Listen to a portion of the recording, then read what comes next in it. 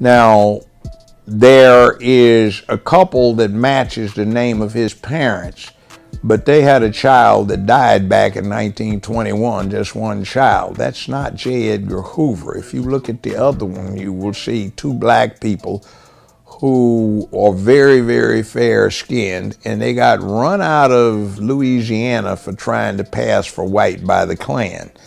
Now, paradoxically, Hoover used to hate the Klan with an extreme passion because of that. But he didn't like his own people. And the Klan was a good thing for the FBI to be after.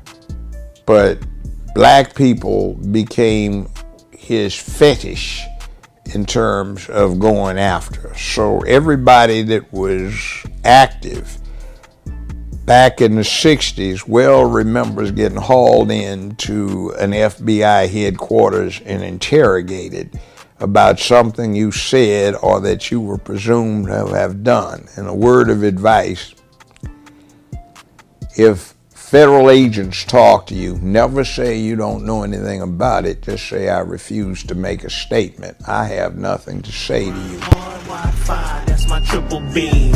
PortCity.com for your music fiends. Chase bags over here, we don't chase dreams. I hear a voice in my head, feed your money machine. Yep, that money machine.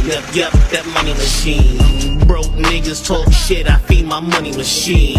Big bank, take it up back, nah I mean, I'ma be up all night feeding my money machine. Just that money machine talk, I rock steady, don't bebop. I bubble like crock pot, I'm really seen like Sasquatch. That big boy brag, now I sit around playing John Madden. I hustle for it, you don't shoot, what the hell that mean?